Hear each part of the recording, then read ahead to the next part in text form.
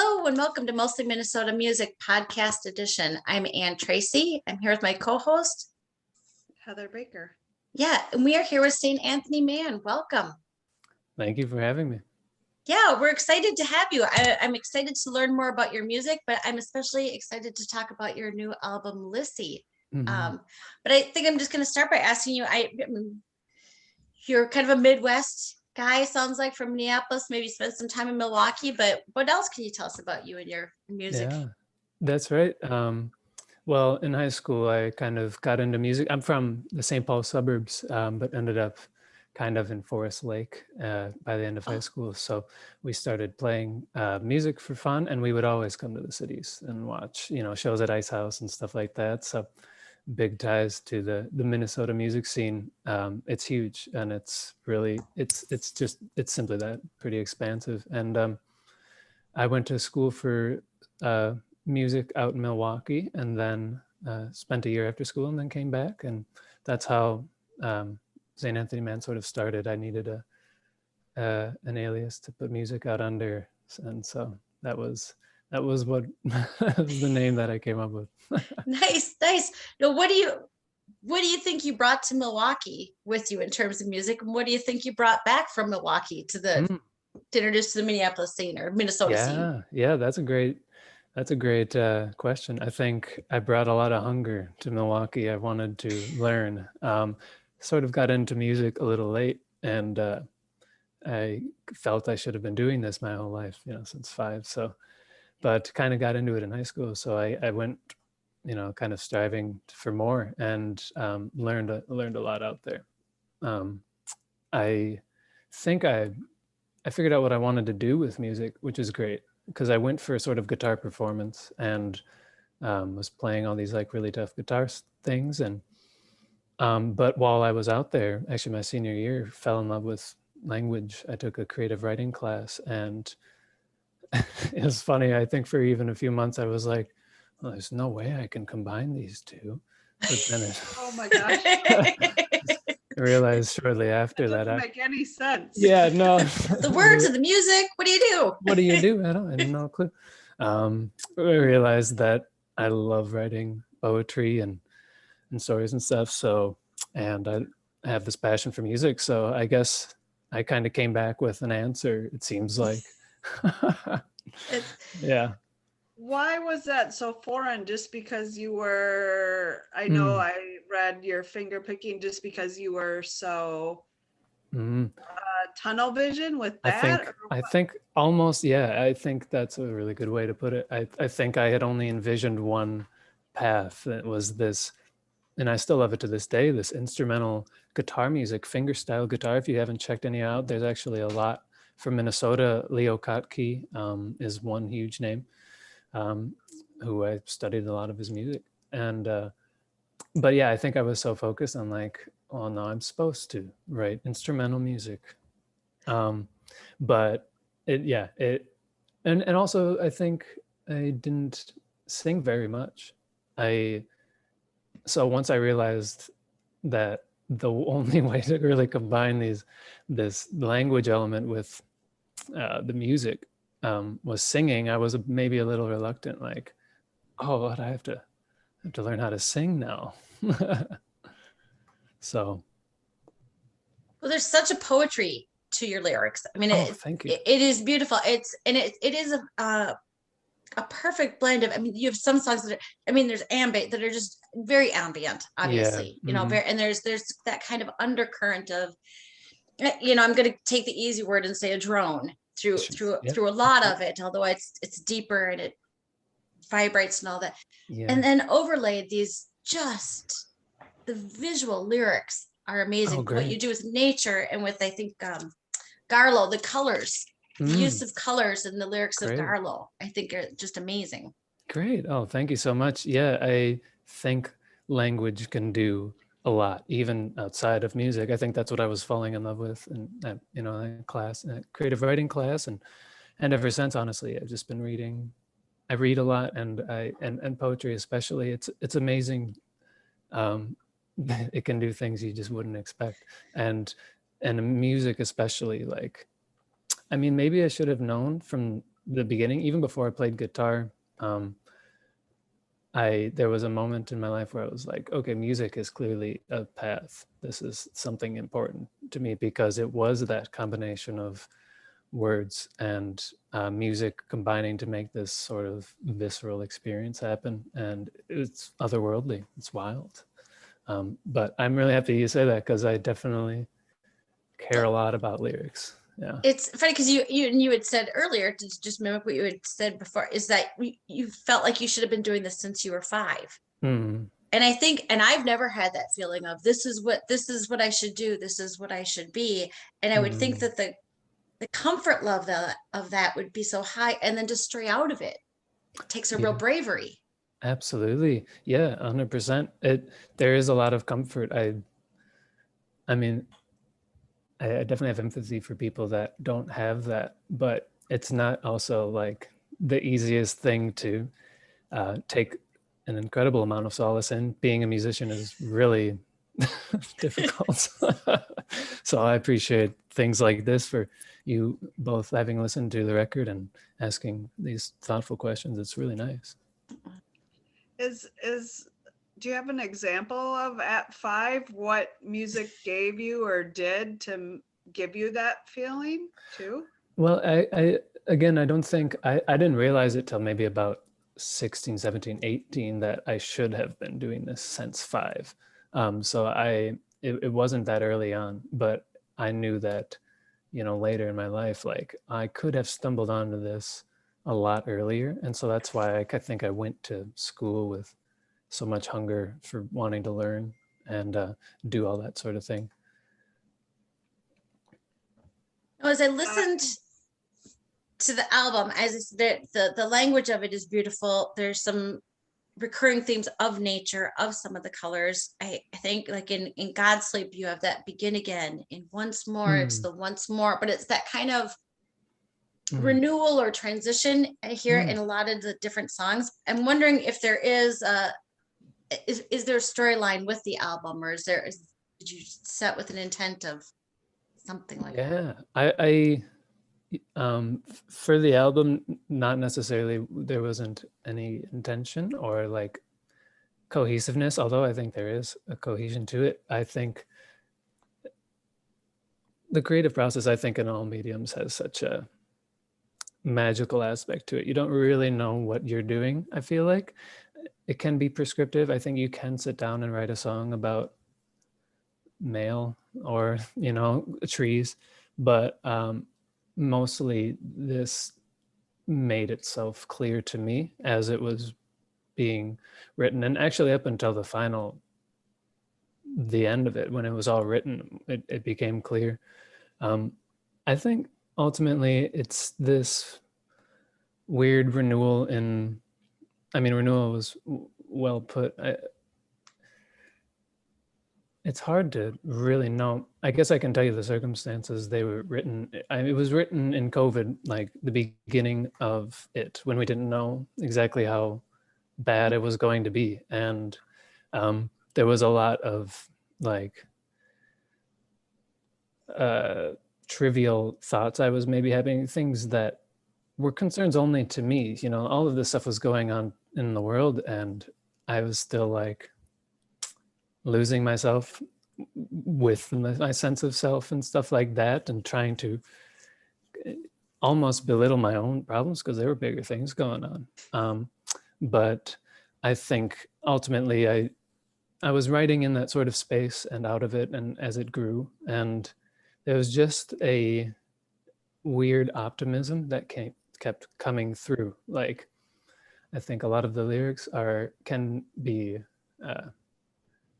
not positive, but they're also not, it's not disheartening, I don't think at all. I think at the end of the tunnel there was always this light, especially for a lot of these songs, and they all kind of clump together in that respect. And so I think the only real continuity there is just sort of an optimism in even the bleakest of situations and times. I don't know if that made much sense. It's kind of hard for even me to know what anything is about. But I was going to say, when I listen to it too, yes, you hear your lyrics and maybe they're not the brightest, but between the sonic and your and tones and your voice, it has such a weightlessness to it that it Ooh. just flows so beautifully. So it's like you hear the words, but it just kind of transports you in like a dream-like state. I can't explain it, but it's what it gives you, that feeling, and that moves you that way, or at least to me it did. Well, yeah, I'm glad to hear it. I mean, I think I write a lot from that place of, you're not quite pinned down to the earth. I hear a lot of artists talk about, like, I mean, some will even write when they're waking or before they're going to bed, when they're in this sort of like dozy place. It's a mind state I strive for, and actually, like, lyrics especially. I have to be in that, and it can kind of linger once you kind of get into a flow of it. I don't want to by any means get my process down to an exact science, but it does seem like, yeah, this sort of dreamlike state is conducive for writing. I feel like it's kind of perfect too for the time that you wrote it. Like, okay, I hear, but I get to get out of it when I need a break of what's happening here. I kind of love that. Absolutely. Yeah. I think that's something I hadn't really thought about, but yeah, I mean, and you think about what music does for listeners, that's a great way to do something for the writers themselves. I definitely think those spaces are inhabitable, like even after you write them. Like, it's still sort of, it might change a little bit, but you can kind of tap back into a certain energy you had writing the song. And so, yeah, it is kind of like a little safe space if the world's not looking too good. It's funny because you have a line from Echolines. It does never calm my head, which is so funny because it makes me think that Heather gets to a good point. There is something, that kind of calming dreaminess of the music. It's, and the irony that you would say it does never calm my head in a song like Lines. Yeah, right. Yeah, it's kind of a calming one, huh? It is, although I would like to know more about the backstory for Echolines. Oh yeah. As in just writing it and just where it comes from. What is the inspiration from it? Oh, that's one that I thought was a little more on the sadder spectrum as I listened to it. Great. Oh, good. Yeah, that. I mean, I think that song's might, if I can. I think it's kind of about an inevitability to things. I mean, I don't. The only thing I've really learned thus far in life is that stuff moves on. It just keeps going no matter what. So, like the choruses talk about not really being able to do much, even if you want to. Nothing's gonna tell you something you want to hear again. Or I think the first chorus is about maybe wanting another date, like the same exact date you just had. That's nothing's gonna restate that for you. Or the end, nothing's gonna.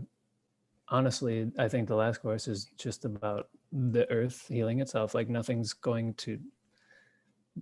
Nature's gonna win. Nothing's going to. Nothing can stop that. Nothing can refrain. So, I think Echolines, I mean, is a little bit about maybe just my personal lens of. I think it's a bit tight. I think it's like maybe half of my personal lens through life and things I see where I am when I'm looking at trees or like walking through the woods or something, and where I am outside of my lens, like really zoomed out, looked at from a global perspective. I think I was probably trying to jump back and forth between those things. I don't know if that Well, translated, but I won't go into it too much. And Heather's kind of laughing at me because she knows the day that I've had looking at the inevitable where I've had no control all damn day. Oh So no. it's funny that I would be drawn immediately to this song. I particularly, but it's nice because it kind of takes the, I mean, that's what music's for. It takes the edge off. It takes the edge off and lets you know, I mean, people have been here before. It is inevitable, as you say. You know, it's just like let nature take its course. And absolutely. And it's know. something I need to constantly remind myself. It seems like I don't know how I'm going to get through this. Well, you just wait. You will. You know, yeah. Yeah. No. Yeah. I do like too how you say let nature take its course, and then a lot of your video clips, you're using nature, and then it accentuates the sounds and stuff. It's magical in itself. Do you do most of that too, or no? I'm glad you asked. Me and my close friend from high school, who we played music together and all that stuff. We've been working together on a lot of the visuals behind it, because in a lot of ways this is our first real push behind the music, my first real push, and I've definitely outsourced a lot of things, asked for help, which I think is such a hard but important thing to do, probably with everything, but certainly in art and trying to get something to get the ball rolling on something. So me and him have been, his name's Joe Leram.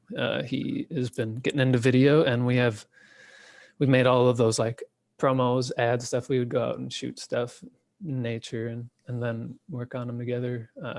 And we have a few live videos we're going to start rolling out, which is, those were really fun to make. It was kind of our first shot at recording a live performance and making it seem interesting visually.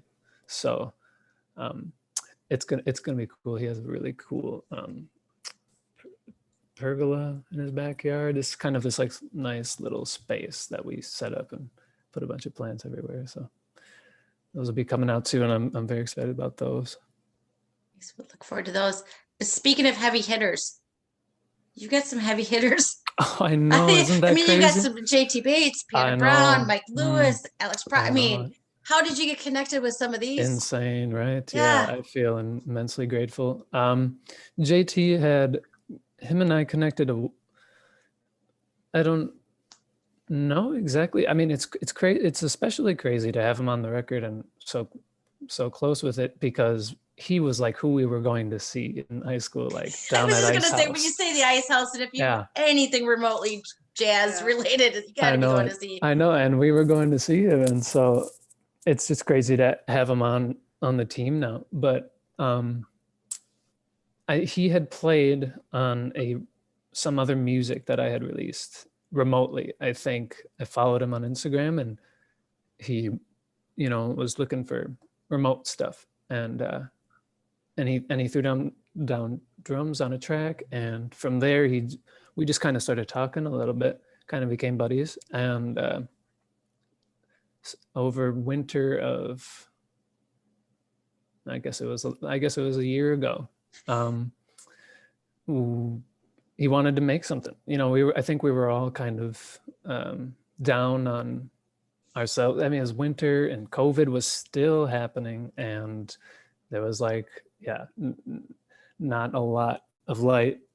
And so he wanted to make something, and I was like, I had just rehearsed with a bandmate, Ben, who plays drums, and he's all over the drum machines and drums on this record.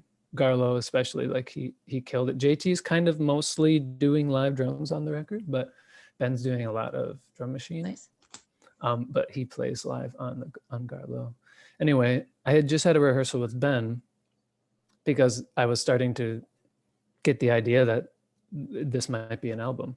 And I think it's integral for me to see what they sit like live. It tells me something about them. So I was like, these songs are real.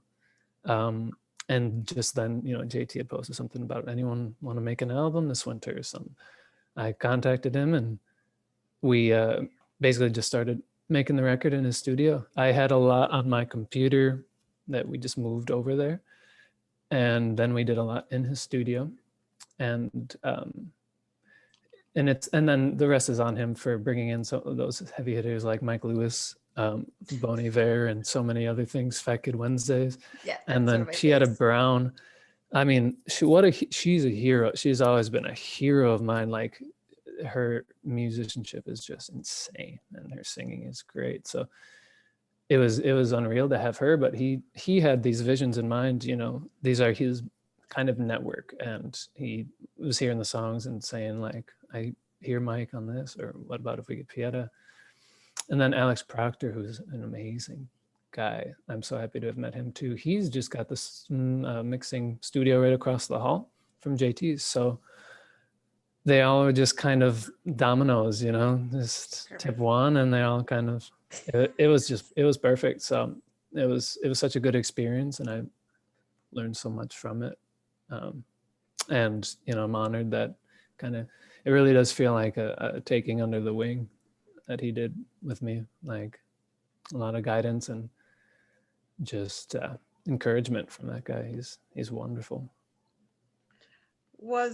How was it for you to hear the extra special sauce of all that fairy dust that just got sprinkled all over your songs? Yeah. Those people you were just listening was. Yeah, it was definitely unreal. I remember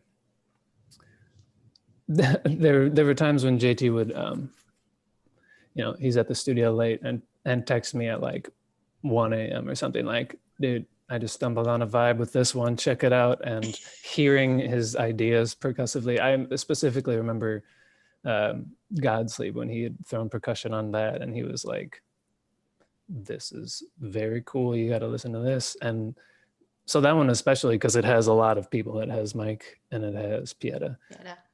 And so I remember going in for the first time to hear the drums on like their monitors. And there was also bass that they had done and I didn't know about. And I was like, this is cool. I'm like, I've never heard myself in such a context before. So it was cool. It was definitely humbling and encouraging, and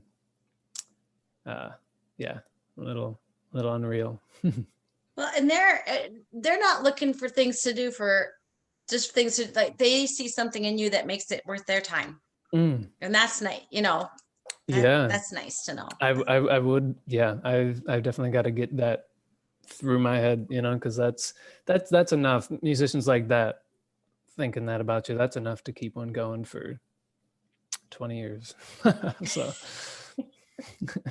yeah, but just to have that collaboration right now for yourself, and then just keep building. You know what I mean? That's absolutely what a gift. And then to think outside of yourself already, you know, right away when you're creating your music. But I was going to say, for that Godspell or Sleep song, it reminded me of a little stripped down, slowest motion of like Tusk, you know, like how the like, I don't know why I hear that. Interesting. But I don't, but it just reminded me of that.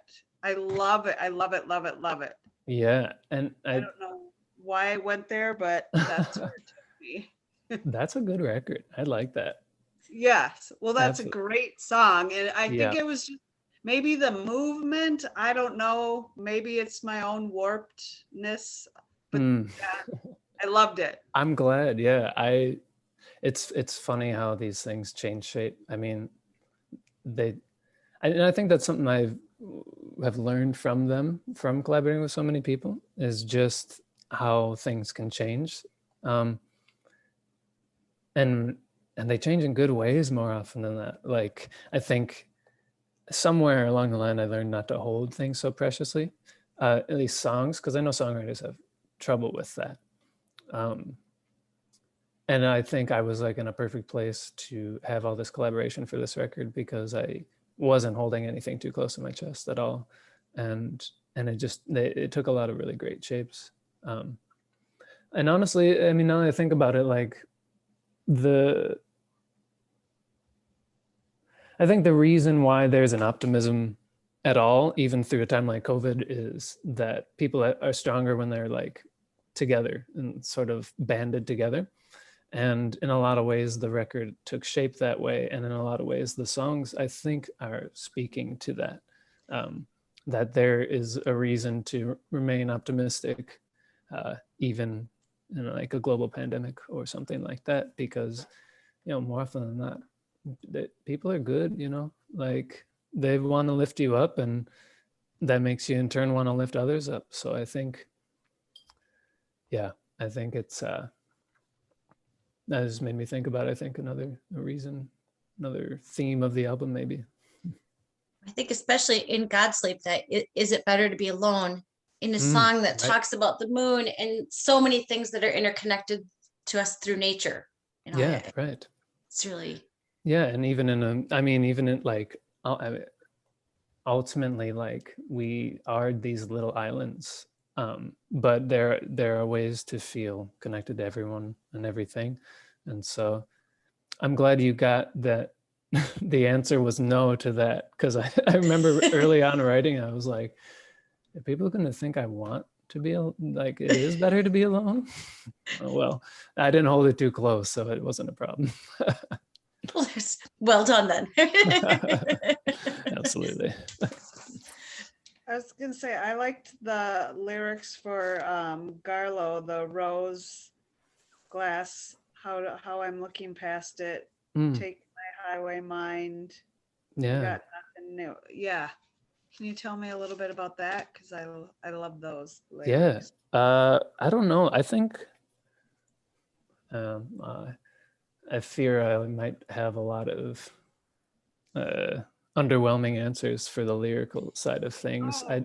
But I don't. I think those were the first things I wrote. I don't think I thought about them too much, if I'm honest. I mean, this, you know, that song's maybe about up and downs of a certain thing. It could be anything. It sort of is talking about a person, I guess. There's no one specific in mind. But, you know, I think maybe looking past the rose glasses, like choosing not to be optimistic in a certain setting. And there are these cycles of thought you just get trapped into. I think that's the notion about the highway mind. Same thought, another room. Yeah. How you word it is clever, you know. Thank you. Yeah. It's a nice way of saying something straightforward, but yeah. sort of disguising it at the same time a little bit. Yeah, absolutely. I think, yeah, I don't know. I mean, I watch a lot of musicians interviews and stuff like that too. And there are people that talk like obscurity is hiding some facet of just saying it straight. But I don't think so, because you know, in poetry and stuff, there's a certain way that words are strung together, and just their stringing together rather than their literal meanings create a meaning, a meaning that wouldn't be there otherwise. So I hope that's coming across. Like you know, I think I can get wrapped up in some obscure stuff in my lyrics, but yeah, I try to blend the two for sure. There's some, because yeah, you just have a smart way of writing. Oh, thanks. Thank you so much. I appreciate that for sure. The imagery sometimes and the sounds sometimes are very evocative. So as I listened to the whole album, I thought, oh, it feels like a soundtrack, except to be fair, I don't really know what the story, I don't know the plot. Sure. And that's okay. And I have studied a lot of poetry, a lot of different, cool. So I think sometimes to be able to just give the emotion, to be evocative without being prescriptive, is especially with music. Yeah. And especially when, at this time, when we all have so many pictures in our mind anyways from the last 2 years, is that even better than a story, you know? I mean, it's a nice tonic. Yeah. Oh, yeah. Very well said, I think. Because there's so much experience that escapes words. And I think that's the side of art that I've always really been attracted to, is like, I couldn't explain this in words. You know what I mean? So yeah, I like that a lot. It's definitely a nice tonic, especially in these times. There are, I'd like to be more concrete. It's something I try to do, kind of pin stuff down to earth a little bit more, but I don't think going all in on that is going to do what I'm trying to, you know what I mean? No, and I think that many of the images are very concrete. They're just they're cool. It is like a dream, as Heather said. It's like it's a very strong image of this, and then suddenly you're and suddenly you're in your fifth grade backyard. I mean, it's a little bit of, but it's enough so that you kind of you follow it with your heart, even if you can't follow the story with your head. Good. Yes, absolutely. I think that's a nice. That's great. Thank you so much. That's a high compliment. Oh, you're welcome. It really, as Heather said before, there's just something about it that makes it very wonderful. Very calming, very easy. I'm so happy. That's great. I appreciate that. Thank you both for listening. That's great. You could keep the strict storytelling to the next album. Okay. Yes, absolutely. But I really think there's a time and a place for everything, but I think this very much there's a very nice time for it. I mean, maybe it's just because it is winter, but it has so much of a wintry feel to me too. Yeah, absolutely. Yeah, it's interesting how it shifts for everybody. Yeah, I imagine like it's extremely subjective whatever art does for each person, but yeah, it seems like the perfect time for it to come out to me as well. And maybe it's because when I was writing these things, and maybe it was because I wrote them in the heat of August, like hot summer. I had this orange, sort of burnt orange thing going on. Like I instead of a story, like you said, it's a little more ineffable what the album might be about. So I would always just tell people, like, it's kind of like orange August heat. It's sort of warm. And I think it feels good to release it now because it's like that little pocket wrapped in this cold winter that we're facing and stuff. So that's interesting. I never really thought about it. I was going to say that's interesting because you say that, because it does feel perfect for winter. Like you're sitting still and you can, it's more quiet. There's not so hustle and bustle around and you can just like drift off with it. But maybe because it's like the warm fire, you're sitting in the cold house. I don't know. Like it's feeling again. Yeah. Yeah, absolutely. Yeah, well said. Definitely think it could be an analogous to the warm fire in the living room, which would be great. Who doesn't want that? Yeah. Right. And there is that comfort to it. As you said, it's not all happy lyrics, but there is a comfort. There is kind of that. It's just that for me, it's kind of a transition renewal of some sort. Yeah. Even if I don't know where you're transitioning to. You know what I mean? Like, I don't know what the renewal is necessarily, but which means I can make it my own. Yeah, that's great. I'm glad. I think, the only real, phoenix coming from the ashes is just the hope for, continual progress and getting better. There's nothing that's explicitly about anything, but if anything was written because of anything, it's the last track. Highway 35 was during the George Floyd protests and marches. There was one that went out on Highway 35 and we all took a knee. I happened to be a part of it. And it was just powerful. Just like this people sort of coming together for a reason and, affecting because of that. And so I think it speaks to, I won't say it comes from another place, but art certainly is tracing something that is not entirely visible. Maybe something like that, but you know, I came home and that song was there. Like there was no preamble or real thought to it. It was just something that was there. Your voice in that, I think, is slightly different. There's something a little somber, a little chilling about it. That I noticed when I listened to it. Now I have to laugh because you say Highway 35 to me and I'm thinking bridge. Now, and it's quite likely that I may have been at the same protest. I go to a lot of them, kind of thing, you know. But that's interesting to hear the difference of it, because that was the one thing I noted from that song, is there was an extra layer of somber to it. Yeah, absolutely.